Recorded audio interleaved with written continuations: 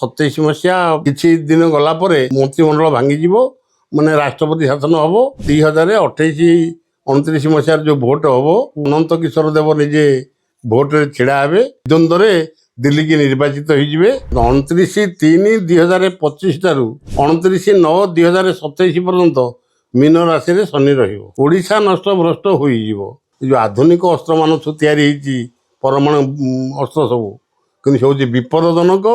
ନିକ୍ଷେପ ହେଲେ ପଡ଼ିବ ସବୁ ଦେଶ ଯାକ। ବିଜ୍ଞାନିକ ଯନ୍ତ୍ର ସବୁ ହୋଇବ ଅଚଳ, ବୁଝିଲେ ଆଜ୍ଞା। ଯେତେ ବୈଜ୍ଞାନିକ ଯନ୍ତ୍ର ସବୁ ବି ଅଚଳ ହେଇଯିବ। ସିଦ୍ଧ ଗୁପ୍ତ ସନାତନ ଧର୍ମ ଏହି ଜାଣ, ଏ ଧରିଛନ୍ତି ସମସ୍ତଙ୍କୁ ସ୍ୱୟଂ ନାରାୟଣ।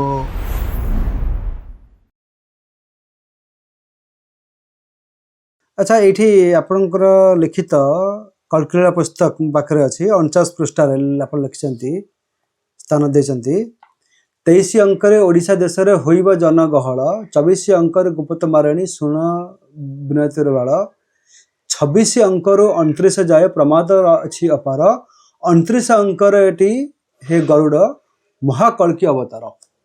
ତେବେ କଳ୍କି ଅବତାର ଏଠି କ'ଣ 2029 ଅଙ୍କରେ 28 ମସିହାରେ କଳ୍କିରାମ ଦିଲ୍ଲୀ ସିଂହାସନ ଆରମ୍ଭ କରିବେ।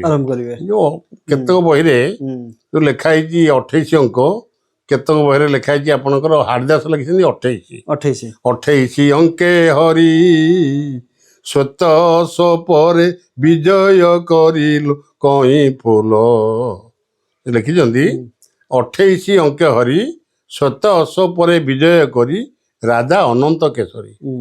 ଅନନ୍ତ କିଶୋର ଦେବ ଭୂପତି ପରେ ଚକ୍ରବର୍ତ୍ତୀ ହେବ, ବିବାଦୀ ଜଣେ ନଥିବ। ଆପଣଙ୍କର 2028-29 ମସିହାରେ ଯୋଉ ଭୋଟ ହବ, ସେ ଭୋଟରେ ଅନନ୍ତ କିଶୋର ଦେବ ନିଜେ ଭୋଟରେ ଛିଡା ହେବେ। ତାଙ୍କ ବିରୁଦ୍ଧରେ କେହି ଆଉ ଛିଡା ହେବେନି, କିନ୍ତୁ ସେ ନିର୍ଦ୍ୱନ୍ଦ୍ୱରେ ଦିଲ୍ଲୀକି ନିର୍ବାଚିତ ହେଇଯିବେ, ବୁଝିଲେ ଆଜ୍ଞା। ଆପଣଙ୍କର 27 ମସିହା କିଛି ଦିନ ଗଲା ପରେ ଆପଣଙ୍କର ମନ୍ତ୍ରିମଣ୍ଡଳ ଭାଙ୍ଗିଯିବ, ମାନେ ରାଷ୍ଟ୍ରପତି ଶାସନ ହବ। ରାଷ୍ଟ୍ରପତି ଶାସନ ଗୋଟେ ବର୍ଷ ରହିଲା ପରେ ଆପଣଙ୍କର ଦିଲ୍ଲୀ ସିଂହାସନକୁ ଆରୋହଣ କରିବେ କିଏ? ସେ ମାନେ ବଳରାମ, ବୁଝିଲେ ଆଜ୍ଞା। ଅନନ୍ତ କିଶୋର ଦେବ ଭୂପତି ପରେ ଚକ୍ରବର୍ତ୍ତୀ ହେବ, ବିବାଦୀ ଜଣେ ନଥିବ। କିନ୍ତୁ ସେ ଯୋଉ ଛିଡା ହେବେ ତାଙ୍କ ବିରୁଦ୍ଧରେ କେହି ଛିଡା ହେବେନି, ଆଉ ବିବାଦୀ କିଏ ନଥିବେ। ସେ ଭୂପତି ହେବେ, ପ୍ରଥମେ ଆପଣଙ୍କର ଦିଲ୍ଲୀ ସିଂହାସନ ମଣ୍ଡନ କରିବେ, ତାପରେ ଚକ୍ରବର୍ତ୍ତୀ ହେବେ। ସମଗ୍ର ପୃଥିବୀର ଆଜ୍ଞା ଜାତିସଂଘରେ ସିଏ ଆଜ୍ଞା ମୁଖ୍ୟ ହେଇକି ରହିବେ।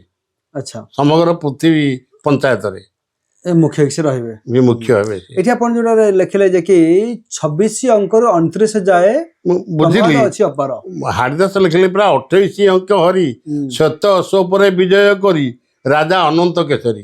2028 ମସିହାରେ ଅନନ୍ତ କିଶୋର ଦେବ ଦିଲ୍ଲୀ ସିଂହାସନ ଆରମ୍ଭ କରିବେ, କିନ୍ତୁ ଏଠି ଅଲଗା ପ୍ରକାର ସବୁ କରିଛନ୍ତି। 28-29 ଅଙ୍କ କଥା କହିଛନ୍ତି, କିନ୍ତୁ ଅଚ୍ୟୁତାନନ୍ଦ ଲେଖିଛନ୍ତି ଯେ ସେ 28 ଅଙ୍କ କଥା ଲେଖିଛନ୍ତି। ହାଡ଼ିଦାସ ବି ଲେଖିଛନ୍ତି 28 ଅଙ୍କ। ତେବେ 26 ରୁ 28 ବା 26 ରୁ 29 ତା ଭିତରେ କ'ଣ ବହୁତ ପ୍ରମାଦ ଅଛି? 29/3/2025 ଠାରୁ 29/9/2027 ପର୍ଯ୍ୟନ୍ତ ମୀନ ରାଶିରେ ଶନି ରହିବ। ସେପ୍ଟେମ୍ବର, ଆଜ୍ଞା। ମୀନ ରାଶି କି ଶନିଶ୍ଚର ଯିବ, ଓଡ଼ିଶା ନଷ୍ଟ ଭ୍ରଷ୍ଟ ହୋଇଯିବ। ମୀନ ରାଶି ଯେତେବେଳେ ଶନି 29/3/2025 ଆସିଲା, ରହିବ 29/9/2027 ପର୍ଯ୍ୟନ୍ତ। ଏଇ 2.5 ବର୍ଷ ଭିତରେ ସମଗ୍ର ପୃଥିବୀର ବହୁତ ବି କ୍ଷତି ହବ, ଏଥିରେ ଓଡ଼ିଶାରେ ବି ବହୁତ କ୍ଷତି ହବ। ହେଲେ ମଧ୍ୟ କିନ୍ତୁ ଭାରତରେ ସେତେ ପ୍ରଭାବ ଚାରିଆଡ଼େ ପଡ଼ିବ ନାହିଁ।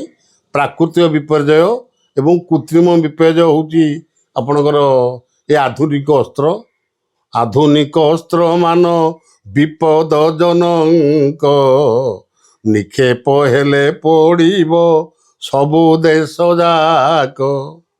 ଜନମନ ହୋଇଥିବେ ଯେବେ ଦିନ ବନ୍ଧୁ, ଦିନ ତ ସରିବ ନାହିଁ ବସି କାନ୍ଦୁ କାନ୍ଦୁ। ଏ ଯୋଉ ଆଧୁନିକ ଅସ୍ତ୍ରମାନ ସବୁ ତିଆରି ହେଇଛି, ପରମାଣୁ ଅସ୍ତ୍ର ସବୁ, କିନ୍ତୁ ସେ ହେଉଛି ବିପଦଜନକ। ନିକ୍ଷେପ ହେଲେ ପଡ଼ିବ ସବୁ ଦେଶ ଯାକ। ଜନମ ହୋଇନଥିବେ ଯେବେ ଦୀନବନ୍ଧୁ, ଦିନ ତ ସରିବ ନାହିଁ ବସି କାନ୍ଦୁ କାନ୍ଦୁ। ଅଭିରାମ ପରମହଂସ କହିଲେ ଯେ ଯଦି ଦୀନବନ୍ଧୁ ଜନ୍ମ ନ ହୋଇଥିବେ ତେବେ ଲୋକମାନଙ୍କର କାନ୍ଦୁ କାନ୍ଦୁ ଦିନ ସରିବ ନାହିଁ। ତେଣୁ ଦୟାମୟଙ୍କର ଅଛି ଅବତାର, ଜନମ ହୋଇଥିବେ ଭାରତ ମହୀର। ତେଣୁ ଜନ୍ମ ହେଇଥିବେ ଭଗବାନ ଏ ଭାରତ ବର୍ଷରେ, ଜନ୍ମ ହୋଇଥିବେ ଏ ଭାରତ ଭୂମିର, ଭାରତରେ ଜନ୍ମ ହେଇଥିବେ। ଜନ୍ମ ହେଇକିରି କ'ଣ କରିବେ? ବେଳ କାଳ ଜାଣି ଆତ୍ମା କରିବେ ପ୍ରକାଶ, ଚିନ୍ମୟ ମନ୍ତ୍ରରେ ଜଡ଼ ଯନ୍ତ୍ରମାନ ଧ୍ୱଂସ। ସେ ଭାରତର ଯେଉଁ ଯୁଦ୍ଧ ହେବ, ଭାରତ ପାକିସ୍ତାନ ସହ ଅନ୍ୟ ଦେଶମାନଙ୍କର ଯେଉଁ ଯୁଦ୍ଧ ଚାଲିବ, ଏ ଯୁଦ୍ଧରେ ଭଗବାନ ନିଜେ ମାନେ ଯୁଦ୍ଧରେ ଯୋଗଦାନ କରିଥିବେ। ଆଚ୍ଛା ଆଚ୍ଛା ଆଚ୍ଛା ଆଚ୍ଛା। ତେଣୁ ସେ କ'ଣ କରିବେ ନା ଚିନ୍ମୟ ମନ୍ତ୍ରରେ ଜଡ଼ ଯନ୍ତ୍ରମାନ ଧ୍ୱଂସ। ଯେଉଁ ଆମେରିକା ଚାଇନା ଏ ଯେଉଁ ପରମାଣୁ ବୋମାଟା ପକେଇବେ, ଯେଉଁଟାକ ଜଡ଼ ଯନ୍ତ୍ର, ଇଏ ଏମିତି ଚିନ୍ମୟ ମନ୍ତ୍ର ପଢ଼ିବେ ଯେ ଏ ଜଡ଼ ଯନ୍ତ୍ରଟା ସବୁ ଧ୍ୱଂସ ହେଇଯିବ, କାମ କରିବନି। କେମିତି ଅଭିରାମ ପରମହଂସ ଲେଖିଲେ। ଆଚ୍ଛା ଆଚ୍ଛା। ତେଣୁ ଦୟାମୟଙ୍କର ଅଛି ଅବତାର, ଜନମ ହୋଇଥିବେ ଏ ଭାରତ ମହୀର, ବେଳ କାଳ ଜାଣି ଆତ୍ମା କରିବେ ପ୍ରକାଶ, ଚିନ୍ମୟ ମନ୍ତ୍ରରେ ଜଡ଼ ଯନ୍ତ୍ରମାନ ଧ୍ୱଂସ। ନା ଏଇଟା କ'ଣ ପସିବଲ୍? ଆପଣ ଯୋଉ ଦେଖନ୍ତୁ ବୈଜ୍ଞାନିକ କୌଶଳରେ ଅତ୍ୟାଧୁନିକ ପଦ୍ଧତିରେ ସେମାନେ ଯୋଉ ଏତେ ମାନେ ବିଲିୟନ ଡଲାର ଖର୍ଚ୍ଚ କରିକି ସେ ସବୁ ବମ୍ ମାନ ପ୍ରସ୍ତୁତ କରାଯାଉଛି। ଆଜ୍ଞା ଟେଷ୍ଟ ହେଇକି ବି ଅଛି, ଓକେ ଟେଷ୍ଟେଡ, ଯେ ଠିକ ସମୟରେ ଏଟା ଫୁଟିବ, ଠିକ ସମୟରେ ଏଟା କାମ କରିବ। ବିଜ୍ଞାନିକ ଯନ୍ତ୍ର ସବୁ ହୋଇବ ଅଚଳ, ବୁଝିଲେ ଆଜ୍ଞା? ଯେତେ ବୈଜ୍ଞାନିକ ଯନ୍ତ୍ର ସବୁ ବି ଅଚଳ ହେଇଯିବ। ନଥିବ ବାବୁରେ ଆଉ ବିଦ୍ୟୁତ କରଣ, ଘରେ ଘରେ ଜଳୁଥିବ ଡିବି ଲଣ୍ଠନ। ସିଏ ତ ଅଲଗା କଥା, ଚିନ୍ମୟ ମନ୍ତ୍ର ଜଡ଼ନ୍ତୁ ସବୁ ଅଲଗା କଥା। ଏ ବିଜୁଳି ବତୀ ମଧ୍ୟ ରହିବନି ଆଜ୍ଞା, ଘରେ ଘରେ ସବୁ ଡିବି ଲଣ୍ଠନ ଏବେ ନିକଟରେ ଜଳିବ। ଆଚ୍ଛା, ତେବେ ଆପଣଙ୍କୁ କହିବା କଥା ଯେ କି ଯେତେବେଳେ ବୈଜ୍ଞାନିକ ଯନ୍ତ୍ର ଅଚଳ ହେବ, ତେଣୁ ସେ ସମୟରେ ଚିନ୍ମୟ ମନ୍ତ୍ର ହିଁ କାମ କରିବ, ଆଜ୍ଞା ନାଇଁ କି? ଆଜ୍ଞା ଚିନ୍ମୟ ମନ୍ତ୍ର ଏକ୍ଜାକ୍ଟଲି କ'ଣ ସେଟା? ଆଜ୍ଞା ଚିନ୍ମୟ ମନ୍ତ୍ର କ'ଣ ଆକ୍ଚୁଆଲି? କହିଲି ପରା ଆପଣଙ୍କର 16 ନାମ 32 ଶିକ୍ଷାର ରାମ ତାରକ ମନ୍ତ୍ର। ସେଇଟା ଆଜ୍ଞା ସେଇଟା ଚିନ୍ମୟ ନାମ, ସେଟା ସେଟା ହେଉଛି ଚିନ୍ମୟ ମନ୍ତ୍ର। ଚିନ୍ମୟ ମନ୍ତ୍ର। ଆପଣଙ୍କର ମୁସଲମାନ ଖ୍ରୀଷ୍ଟିଆନ ହିନ୍ଦୁ ଧର୍ମାଦି ଯେତେ, ଧର୍ମ ନୁହେଁ ଏ ସମ୍ପ୍ରଦା ସିନା ବୋଲନ୍ତି ତେତେ।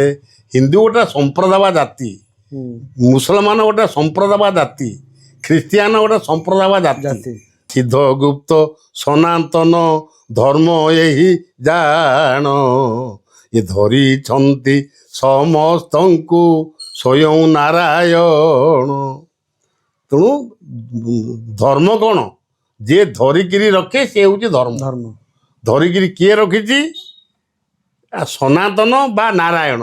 ନାରାୟଣଙ୍କର ଅନ୍ୟ ଗୋଟେ ନାଁ ହେଉଛି ସନାତନ। ସେ କେମିତି ପଦ ଲେଖିଲେ ଯେ ସିଦ୍ଧ ଗୁପ୍ତ ସନାତନ ଧର୍ମ ଏହି ଜାଣ, ଧରିଛନ୍ତି ସମସ୍ତଙ୍କୁ ସ୍ୱୟଂ ନାରାୟଣ। କୀଟ ପତଙ୍ଗ ତରୁ ତୃଣ ସକଳ ଦେ ନାରାୟଣ। ତେଣୁ ସମସ୍ତଙ୍କୁ ଯିଏ ଯିଏ ଧରିଛନ୍ତି ମନ, ତୁହି ତାଙ୍କୁ ଧର, ଧର୍ମଙ୍କୁ ସବୁ କରମ ସମର୍ପଣ କର। ଏ ଯେଉଁ ସିଦ୍ଧଗୁପ୍ତ ସନାତନ ଧର୍ମ, ସବୁ ଧର୍ମ ଲୋପ ହେଇଯିବ, ଏକମାତ୍ର ସନାତନ ଧର୍ମ ରହିବ। ପୃଥିବୀରେ ଯେତେ ଧର୍ମ ଅଛି ସବୁ ଧର୍ମ ଲୋପ ହେଇଯିବ, କେବଳ ଏକମାତ୍ର ସନାତନ ଧର୍ମ ରହିବ। ତେଣୁ ଭଗବାନଙ୍କ ନାଁ ହେଉଛି ବି ସନାତନ ଆଜ୍ଞା। ନାରାୟଣଙ୍କର ଅନ୍ୟ ଗୋଟେ ନାଁ ହେଉଛି ସନାତନ। ତେଣୁ ସେ ଯେଉଁ ଧର୍ମ ସ୍ଥାପନା କରିବେ, ସେ ଧର୍ମର ନାଁ ହେଉଛି ସନାତନ ଧର୍ମ, ବୁଝିଲେ ଆଜ୍ଞା? ତେଣୁ ଯେତେ ଧର୍ମ ଅଛି ସବୁ ଲୋପ ହୋଇଯିବ, ସନାତନ ଧର୍ମ ଏକା ପୃଥିବୀରେ ଚଳିବ। ସମଗ୍ର ପୃଥିବୀରେ ଭଗବାନ 2029 ମସିହା ଠାରୁ ସନାତନ ଧର୍ମ ସ୍ଥାପନା କରିବେ, ଚାଲିବ। ବାକି ଯେତେ ସବୁ ଧର୍ମ ଅଛି ସବୁ ସବୁ ଧର୍ମ ସବୁ ଲୋପ ହେଇଯିବ। ଆଚ୍ଛା, ଆମ ହିନ୍ଦୁ ଧର୍ମଟା ଗୋଟା ଜାତି ବୋଲି, ସେ କହିଲେ ହିନ୍ଦୁ ଗୋଟା ଜାତି ବୋଲି ଅଭିରାମ ପରମହଂସ କହିଦେଲେ ଟି। କହିଲେ ଇସଲାମ ଖ୍ରୀଷ୍ଟିଆନ ହିନ୍ଦୁ ଧର୍ମାଦି ଯେତେ, ଧର୍ମ ନୁହେଁ ଏ ସମ୍ପ୍ରଦା ସିନା ବୋଲନ୍ତି ତେତେ। ଯେତେବେଳେ ବୁଝିଯିବେ ଏ ବିଶ୍ୱବାସୀ ଜନ ସକଳ ଜୀବନ କର୍ତ୍ତା ଏକ ଭଗବାନ।